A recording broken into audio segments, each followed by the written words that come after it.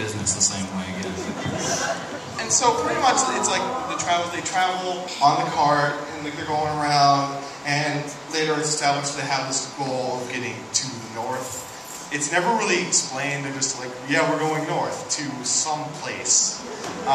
Is it really need to be explained? No, not really. But so pretty much these two characters act in a very, interesting way. It's not very blatant, like Lawrence is a very, very stoic person in his nature. He wants to get what he wants, and it's usually just money. One day he wants to open up a store of his own after earning enough money over time, and so that's just pretty much he's dead focused. And her, who they call the wise wolf, she harasses him on a constant basis, near constant basis for every little thing, treating him like a young child, pretty much. And over the course, they get very intimate with each other, and they share this really, really strong bond with each other, and it is wonderful. So I really want you guys to watch this show at some point because it's great. It's slow in pace, but it is a good watch. I gotta chime in. I love the romance between Lawrence and Horo. They go together so well. They complete each other in such a way that she teases the crap out of him, and he's just like, okay, I'm gonna just get teased and like entertain her. And the way they do it, it's not like any other sort of romance anime where it's like they hook up and they start, doing all this junk and whatnot. It's very slow paced and very. It doesn't really show up until like the end where it's kind of where they've just been around each other enough that they're just like, okay, we kind of like each other, but we don't really say that to each other. So you mean like the rushed relationship between like Itsuki and that one guy's sister in Initial D that took like 2 episodes to establish and broke up in like one other episode? Shut up. Yeah, that was weird. He hates my Initial D obsession. Is unable to understand it. There's the disconnect between 2 of the characters because one's because you find out later that there are the stories take place in opposite sides of the world, which is weird because they decided to build, because at first you think the series is actually in one area, but you find out about halfway through the series that they're not, and what ends up happening is they rebuilt the city. The same exact city, a replica, in a different country. So there's a city in Japan, the original one, and then there's a city in Australia. And it really doesn't make much sense. Because most of the characters know each other. You find that out by the second season. You find out a lot of them know each other, and yet they're not in the same place. So it's an interesting story, and it's a pretty well done adaptation. It's very, for an eroge, it's tasteful. And how it's done, and overall it is there's a lot of conflict, and if you were like me, if you watched it 1 episode a week, it was really sad, but if you watch it together, no, it's not. If you turn a multiple route visual novel into an anime, it's a very hard thing to do.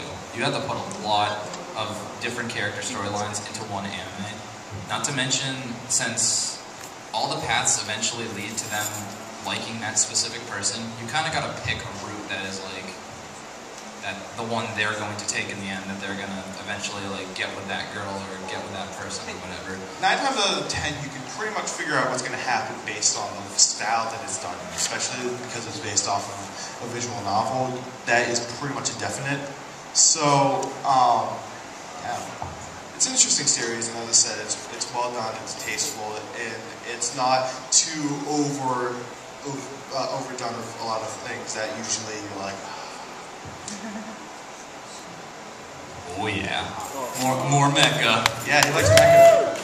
What happens is she gives him her locket. She is part of she's part of one of the royal Zeon families, so she's a really important person. And as the series goes on, they are separated for a long period of time because they're enemies. They're on enemy sides. And eventually what happens is there are a few points in the series where they meet again, and Shiro's assigned on missions to go after after the Zeon organizations that are that Ina's kind of running or she's participating in. And so they meet multiple times throughout the series. But what happens is they develop almost like a long distance relationship, but they can't talk to each other until they meet each other again. But they have a very negative opinion of each other being Zeon and being Federation. So the hatred is still there, but they don't resolve that until midway through the OVA series, where they discover that they're just normal people. The Zeon, it really teaches a lot of things about different stereotypes and all sorts of propaganda, and how the Zeon propaganda the Federation as being horrible people, and same thing on the side of the Federation, making Zeon look like they're traitors and radicals and whatnot. So they kind of discover that they're just normal people. There's no difference between being Zeon and being Federation. And so as they get to know each other through various, crashes and, having to spend a week together in the frozen Arctic, they discover that they kind of like each other. And even though that she's from a royal family and he's from the Federation, they have to go back to their sides eventually. And so this kind of tears them apart, and they're just kind of starting to really love each other. And so that's what I liked about this certain coupling, is that the way that the storyline and how their different factions rip them apart throughout the series, they eventually come together and they realize that they love each other, and they just show more of a side of the 100-Year War that not a lot of Gundam series seem to show a lot of. This shows a lot different side of the 1-Year War.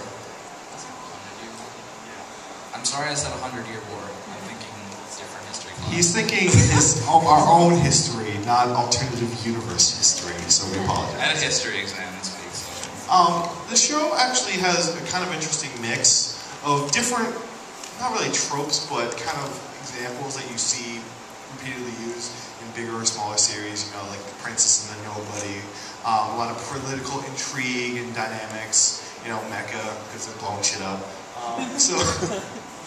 So I mean, it forms this really, really well story-driven thing, and then just to add a little bit of spice, they throw in a little bit of what Tomino does best, the director, where pretty much he just likes to repeatedly mess with the psyche of a lot of the characters, to really give them a sense of conflict and tension to a series that, kind of is what lacks in the newer Gundams. After Wing, he stepped down, and sadly, to me, in C8, Zero, and Age, a lot of what made Gundam for me as a kid growing up isn't there anymore.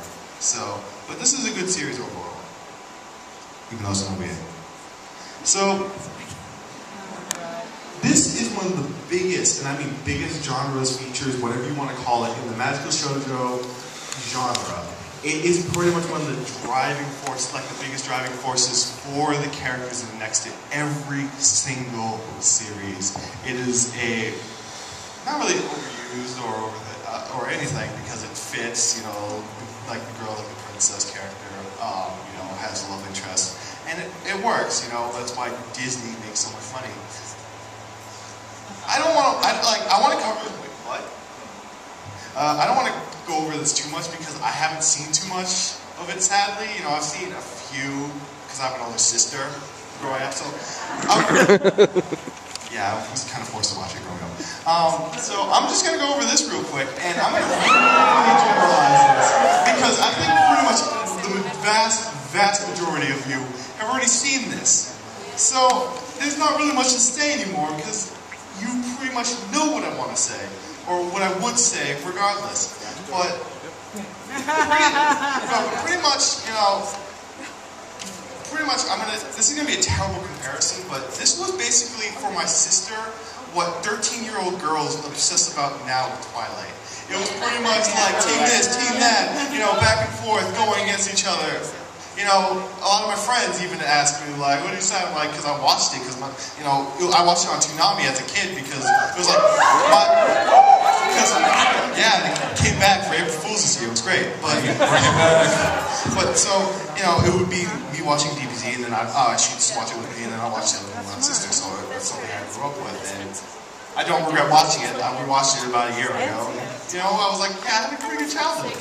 But, you know, this pretty much sums up a lot of what this genre is. And pretty much, that's as I said, you've pretty much all seen it, so I'm not going to go over too much over this. The works of Makoto Shinkai. I'm going to only go over the 3 movies that are listed because I have not seen the movie he made last year. Sadly, but the movies that I'm going over, I kind of can generalize them because all 3 of them use the same trope. And as much as I hate to admit it, it's true. Because basically the whole point of all 3 of these movies is that boy and girl get together, they get real, real close. They go far away for years from each other. And then the whole movie is, do they get back together again? That's the whole plot. So, 5 centimeters per second, you know. Like, as a kid, like, these 2 kids, they get real close in school, you know, they were getting picked on, and all these things, and they become close because of that. But then they have to move away, and they start sending letters to each other, and that's how the movie opens. And then they have this real big, like, really intimate moment when they're kids, like, when they meet up, like, after going, like, miles and miles, and, like, a full day on train rides just to meet up with each other, even just for a few hours.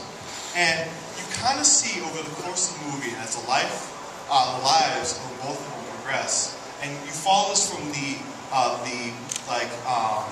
guy, you know, how they start fading over the years. And I can't really go into too much more than that, other than, because I'd have to spoil a lot. Voice of Innocent Star, pretty much same thing. It's just like in space. Yeah, but in space. So pretty much, you know, it's a girl who's like the guy. He goes off into space to do whatever, and the girl stays behind. And the way that like they do space travel in the series, a lot of ways used where because you're going light speed, time slower, so it becomes harder and harder, especially with the distance as well. It gets harder and harder for them to communicate with each other. So, you know, he first goes off into space, takes minutes, takes hours, takes days to get messages across, takes months, eventually hits years and decades just to get a single message between the 2 of them. And you really see kind of the tension and like the disconnect when you are so want to be together, but you know you cannot be because there is an overarching reason as to why and you can't escape it. And with the Place of Promise in the early days, pretty much war. You know, like there's pretty much they get together and they get ripped apart through conflict and kind of a little bit of fantasy elements in there. And as I said, you know, it's a whole trope of do they get back together? But you pretty much heard me just say the same story 3 times if you really think about it. So I really don't need to say much more. But they're well done, well animated. They look great, and if like on a deep level, they're very smart and well written. So I definitely think you should give these movies a look because they're just movies. You know, they don't take too much time, and you'll get a lot out of them emotionally. So, and also, we're going to go over the works of Mitsuru Adachi. Who has heard of Mitsuru Adachi by chance? Okay, yeah, more so than I expected. Not many people I know him. Like, it's got a lot of baseball in it, so you know, if you like baseball, you feel like it. We learned about this guy through a friend of ours who was absolutely obsessed with watching sports-based things, especially baseball. He will literally miss tomorrow. He's missing tomorrow to watch I think it's the 2nd game of the season. Second baseball game of the season out of like 100. That's how dedicated he is to sports. So we decided after constantly harping us to watch this, some of his work, we finally did, and we realized it's actually really well done. His works are usually like a very interesting mix of like sports, like shonen. slice of life, drama, romance, the whole 9 yards. And he does it in a very tasteful way where nothing takes too much precedence. Everything is in a really good, moderated amount. And so, for the focus of this, we're going to go over the series called Cross Game. Okay. Alright. So, the premise of the story is it's in a town in Japan, and Ko, the one on the left, and Alba are friends, and they go to high school together. But the story starts a lot more earlier in their childhoods, because their parents know each other really well, and they're really good family friends. They've always been friends for most of their lives. Now, what happened was Alba had a very close in age sister. They were almost like twins, except Alba was more of the tomboy, and Wakaba, the younger sister, was more of like Ko's best younger girlfriend. At a very early age, they were kind of just like, wow, we like each other, but even though they're just little kids, it's like little kid love. But what happens is Wakaba tragically dies when she goes to swimming camp and she drowns. So Ko's kind of really shaken up. He holds in a lot of his feelings, a lot of his regrets and stuff like that throughout the series. So he becomes kind of like a very closed book kind of person. Since he's really into playing high school baseball, and a lot of the main things that happen in the series are all around them playing baseball or going to games and stuff like that. But as the story progresses, Ko feels like people feel that Ko will never really find someone else that was just like Wakaba was. To him, she was like the one and only, and they planned on getting married eventually someday, even though they were just kids. And their parents were kind of supporting it because they think they're good for each other, and they think they'd be good for each other when they're older. So, as the series goes on, Ko wants to go to Koshin, just like any other high school baseball manga. And Alba joins the baseball team. Even though she's a girl, she joins and becomes a pitcher. So she's really, really tomboyish, and she makes fun of Ko all the time. She shows no intimate interest in Ko. And eventually what happens is they kind of just come together. Ko really doesn't think that he'll ever find somebody. He doesn't express that himself, but he just doesn't look that much. He doesn't look that hard, and he really doesn't know what he's looking for. Alba, on the other hand, is the same way. She, has a relationship with a guy in it, but she really doesn't see herself actually marrying a person. So, as they go through, a lot of tragic things happen, and a lot of high school drama-related things cause them to eventually come together in the end. And at the end, it's inferred that they get together, and nothing as far as marriage or anything like that, but it's a really good, just kind of like a manga of push and pull kind of thing, where they're kind of just sort of they'll have thoughts about, oh, maybe I would be good for this person, or maybe I would be, but they never really exert that much. But it's very prevalent. You can see it really well, just the way that he tells his story. You can see it really easily in the characters, and you can get a really good sense of the character personalities. So definitely a good one. The anime is short. Is it cut short? Yeah. I mean, it skips a few things, but the anime is really well produced. It's I've only read the manga, and I've seen a little bit of the anime. I haven't fully sat down and watched it, but he can probably explain that more. It's pretty much exactly the same thing. No, I know, but it's the animation quality. But it's for a modern series. It's relatively well done in the style that's much older than its time. This one was done in the 2000s, and as you can see, Mitsuri Dutch has been around for a while. He's been around for pretty much as long as everyone else, the big guy, the Astro Boy, and so on and so forth. And so he's got that much older style of animation. So but it's well done for its time period. And one thing I want to mention in this is that this, as a slice of life, this is actually incredibly well paced, because there's a lot of time disconnects, but the story flows very well. So, this is definitely something to check out as well. I'm going to talk about the Macross universe, or if you're not familiar, Robotech.